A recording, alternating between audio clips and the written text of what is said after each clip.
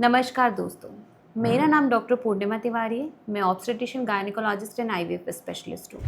जब भी हम पेशेंट का आईवीएफ करते हैं तो उसमें सेकंड पड़ाव होता है एम्ब्रियो ट्रांसफ़र।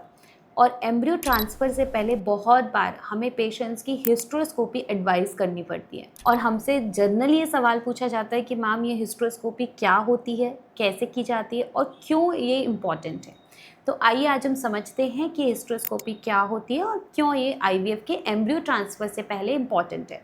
देखिए, हिस्ट्रोस्कोपी का मतलब हम एक दूरबीन यानी कैमरे की सहायता से यूट्रस यानी बच्चेदानी को अंदर से देखते हैं। अब हिस्ट्रोस्कोप एक पतला सा कैमरे की तरह होता है जो आपकी बच्चेदानी में डाला जाता है यूट्रस में, और उसमें पूरा अंदरूनी उसकी जांच होती है। इसमें सबसे पहले हिस्ट्रोस्कोपी कैसे की जाती है? जिस दिन आपका हिस्ट्रोस्कोपी प्लान होता है उस दिन हम आपको सुबह खाली पेट हॉस्पिटल में बुलाते हैं, आपको एडमिट करते हैं, आपको शॉर्ट जनरल एनेस्थीसिया दिया जाता है और ये कैमरा यूट्रस यानी बच्चेदानी के अंदर डाला जाता है और हम उसको एग्जामिन करते हैं। अब दूसरी इम्पॉर्टेंट चीज़ कि इसमें हम क्या क्या एग्जामिन करते हैं।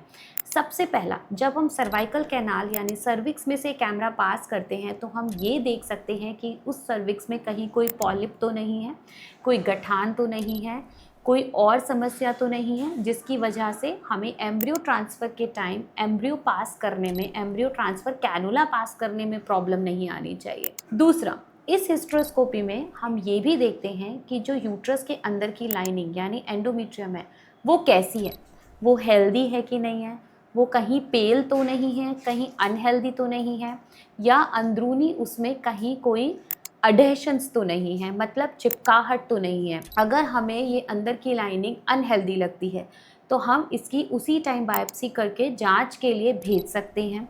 अगर हमें अडहेशंस मिलते हैं तो वो अडहेशंस हम हटा सकते हैं और उसके बाद हम कभी कभी ऐसे केसेस में एंडोमेट्रियम को हेल्दी बनाने के लिए पीआरपी, सब एंडोमेट्रियल पीआरपी भी डाल सकते हैं, यानी प्लेटलेट रिच प्लाज्मा।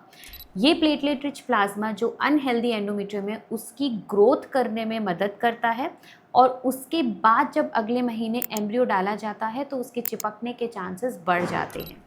तीसरा, इस हिस्ट्रोस्कोपी में हम ये भी देख सकते हैं कि कहीं बच्चेदानी में अंदर छोटे छोटे पॉलिप तो नहीं है, कोई गठान तो नहीं है जिसको निकालने से हमारे एम्ब्रियो ट्रांसफ़र का सक्सेस रेट बढ़ सकता है।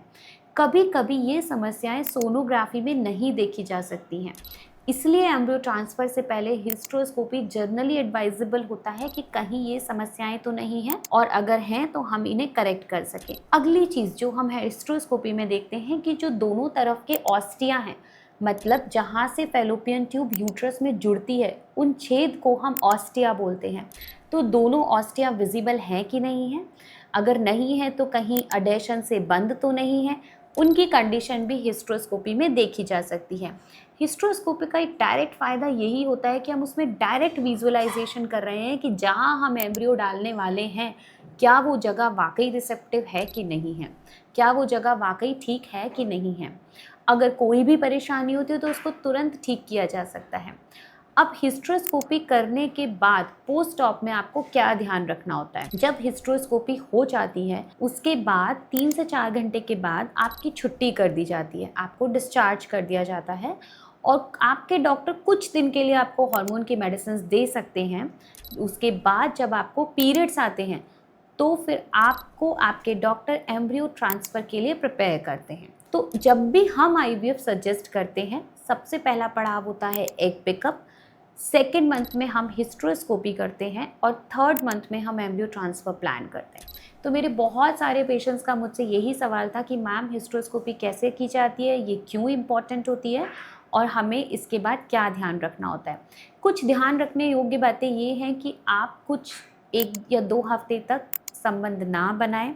थोड़ा थोड़ा ब्लीडिंग धब्बा आ सकता है, स्पेशली अगर आपकी एंडोमेट्रियल बायोप्सी हुई है तो उससे घबराने की ज़रूरत नहीं है। एक इम्पॉर्टेंट चीज़ ये है कि जब भी हम हिस्ट्रोस्कोपी में आपका एंडोमेट्रियल सैम्पलिंग करते हैं, टिश्यू को बायोप्सी के लिए लेते हैं, तो उसको हम कुछ ऐसे टेस्टिंग के लिए भेजते हैं जिसमें छोटे छोटे अगर कोई इन्फेक्शन है वो डिटेक्ट हो जाते हैं और टाइमली एंटीबायोटिक देके इस इन्फेक्शन को ट्रीट किया जा सकता है और एम्ब्रियो ट्रांसफ़र का सक्सेस रेट बढ़ाया जा सकता है। तो I hope friends now you are clear about pre-IVF or pre-embryo transfer hysteroscopy. But still, if you have any doubt, you can send me a message. Thank you.